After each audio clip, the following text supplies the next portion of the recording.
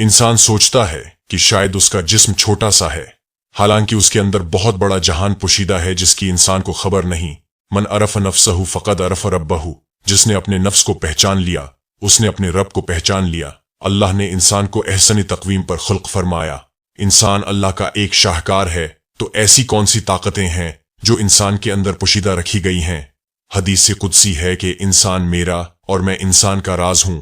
अगर फरिश्ते इबादत के लिए काफी थे तो फिर इंसान को बनाने की आखिर क्या जरूरत थी। अगर इंसान अल्लाह का राज है तो इस इंसान में भी बहुत से राज पोशीदा हैं। कुरान में अल्लाह फरमाता है, हम दिखाएंगे तुम्हें अपनी निशानियां खुले आसमान तले और खुद तुम्हारे अंदर, यहां तक कि तुम कह उठोगे कि यही हक है। अगर इंसान इस दुनिया में पैदा होने, बच्चे पालने और एक दिन मरने के लिए ही आया है तो ये काम तो जानवर भी कर लेते हैं। इंसान को इस दुनिया में भेजने का मकसद कुछ और है। इंसान की हैसियत इस कायनात में क्या है और वो इस दुनिया में क्यों भेजा गया, आज इस राज से पर्दा उठाएंगे। इस वीडियो को लाइक कीजिएगा, शेयर कीजिएगा और चैनल को सब्सक्राइब कीजिएगा ताकि आपका और हमारा राबता बना रहे। नाजरीन, हजरत आदम अलैहिस्सलाम से लेकर अब तक इंसान के पास जितनी भी तारीख मौजूद है, इसमें बहुत बड़े बड़े फिलोसफर्स, दानशोर, सूफी, सफीर, दरवीश, फकीर सब एक ही बात कहते आए हैं कि अपने आप को जानना है, अपने अंदर के सफर पर रवाना होना है। अपने आप को जानने और पहचानने के लिए मुख्तलिफ मज़ाहिब में मुख्तलिफ मिश्कें रियाजतें की जाती हैं। उन मिश्कों रियाजतों को कुछ लोग self awareness, spiritual awakening, spiritual enlightenment, Irfan नफ्स, इरफान ज़ात या खुदी का नाम देते हैं। हालांकि ये सब मारिफत इलाही के रास्ते हैं और इन सब की मंजिल एक ही है। ये वो इल्म है जो खास लोगों को अता होता है और उसकी खासियत ये भी है कि ये कसब से नहीं बल्कि खालिक की अता से मिलता है। ये किताबों से हासिल नहीं किया जा सकता। जैसे एक सूफी दरवीश का कौल है कि तुम नहीं पहुंच सकते अल्लाह तक इबादत और रियाजतों के साथ।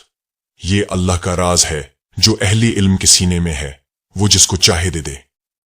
नाजरीन, ईमान की ताकत जन्नत तक तो पहुंचा सकती है, लेकिन जो रास्ता अल्लाह तक जाता है वो इश्क का रास्ता है। ये ऐसा इल्म है कि जिसको मिलता है उसके अंदर से इस इल्म की खुशबू आती है।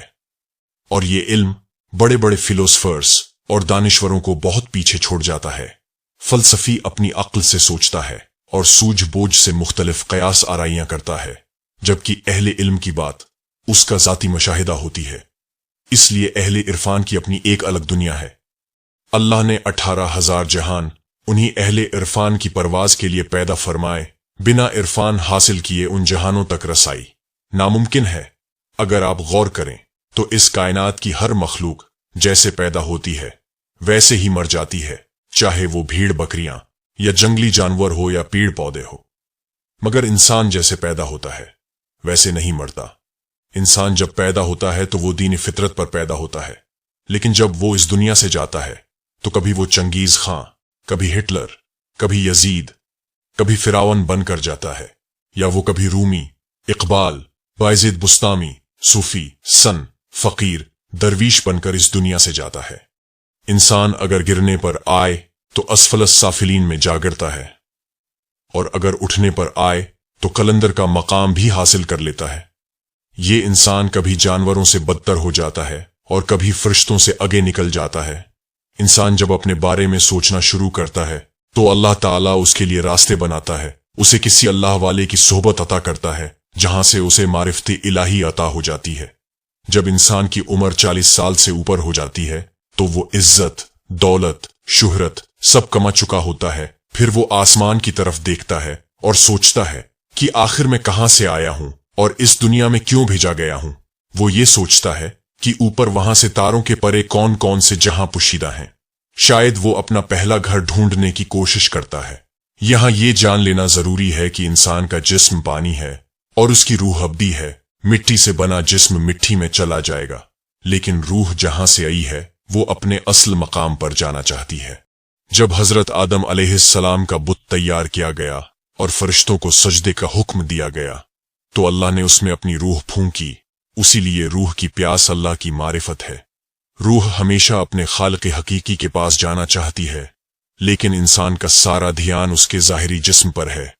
इंसान अपने ज़ाहिरी जिस्म की खुराक का बंदोबस्त करने में लगा रहता है, लेकिन रूह एक दिन तड़प तड़प कर बीमार हो जाती है। اس لیے قرآن پاک میں ایک جگہ پر انسان کو ظالم اور جاہل کہا گیا۔ یہ اس لیے ظالم اور جاہل ہے کہ اپنی روح پر ظلم کرتا ہے اور اسے خالق حقیقی تک پہنچنے نہیں دیتا۔ انسان کی روح جو بیمار ہوتی ہے تو وہ بے قرار ہونے لگتا ہے۔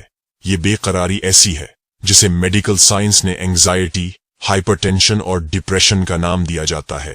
ایسی صورتحال میں انسان جسم کے علاج میں لگا رہتا ہے اور ڈاکٹرز اور سائیکائیٹرسٹ کے پاس جا کر ایک دن تھک جاتا ہے، لیکن وہ یہ نہیں سوچتا کہ اس کی روح اس کی توجہ چاہتی ہیں۔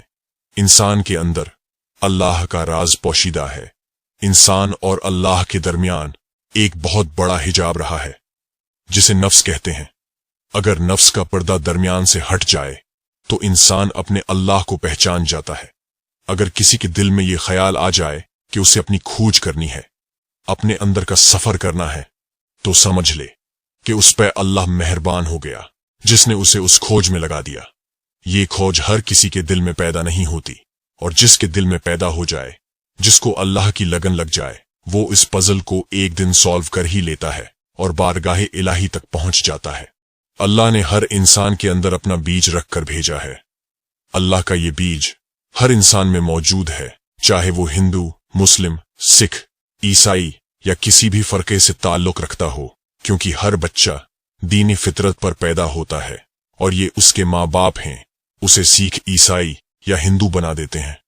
یہی وجہ ہے کہ اللہ والوں نے شریعت کی تعلیم کے بعد طریقت اور معرفت کے لیے کسی مرشد کامل کی تلاش کی۔ مرشد اس بیج کے لیے ایک خاص زمین تیار کرتا ہے اور آہستہ آہستہ اس کی آب یاری کرنی شروع کر دیتا ہے، اور ایک دن وہ بیج کومپل کی صورت میں پھوٹ پڑتا ہے۔ یہ بیج جو پھوٹتا ہے تو آہستہ آہستہ وقت گزرنے کے ساتھ ساتھ ایک تناور درخت بن جاتا ہے۔ سوچنے کی بات یہ ہے کہ اگر عبادت کے لیے انسان کو پیدا کیا ہوتا تو کیا انسان کی جرت ہے کہ وہ عبادت نہ کرتا؟ انسان کو اس نے اپنی پہچان کے لیے خلق فرمایا ہے، اور جو لوگ اسے پہچان لیتے ہیں وہی لا خوف ہو جاتے ہیں۔ انہیں کسی کا ڈر یا خوف نہیں رہتا، چاہے وہ موت ہی کیوں نہ ہو۔ اور موت اسے ایک خوبصورت چیز دکھائی دیتی ہے۔ وہ جان جاتے ہیں کہ انہیں اس جسم کی قید سے آزاد ہونا ہے۔ وہ اس حقیقت تک پہنچ جاتے ہیں کہ جو روح دکھائی نہیں دیتی ان کی اصل ہے، اور یہ جسم جو دکھائی دے رہا ہے یہ اصل نہیں، یہ مٹی سے بنا ہے اور ایک دن مٹی میں ہی چلا جائے گا۔ انسان کے اندر اللہ کا بہت بڑا راز ہے، جو راز عرفان ذات سے کھلتا ہے۔ یہی وجہ ہے کہ جو خود کو پہچان جائے وہ اپنے رب کو پہچان لیتا ہے۔ اللہ کی پہچان اس کی نشانیوں سے ہوتی ہے، اور انسان کے اندر اللہ کی بے پناہ نشانیاں پوشیدہ ہیں۔ اللہ انسان کی شہ رگ سے بھی زیادہ نزدیک ہے۔ انسان کو صرف اپنے شہ رگ تک پہنچنا ہے، لیکن یہ بات بھی طے ہے کہ بنا رہنمائی کے انسان اپنی شہ رگ تک نہیں پہنچ سکتا۔ اس کے لیے کسی اللہ والے کی رہنمائی ضروری ہے۔ انسان کا سفر نفس امارہ سے نفس مطمئنہ تک ہے۔ جو یہ سفر طے کر لیتے ہیں وہ مطمئن ہو جاتے ہیں، اور انہیں اللہ تعالی اطمینان کی دولت سے سرفراز کرتا ہے۔ دین کے تمام بڑے ارکان نماز، روزہ، حج، زکوٰۃ پریکٹس ہے، راستہ ہے، لیکن منزل نہیں۔ منزل کچھ اور ہے، اور اگر بنا کسی گائیڈ کے آپ اس منزل تک پہنچنے کی کوشش کریں گے تو بھٹکتے رہیں گے۔ ناظرین، اگر آپ کو ہماری ویڈیو پسند آئی ہو تو اس ویڈیو کو لائک اور شیئر کیجیے گا۔ جزاک اللہ۔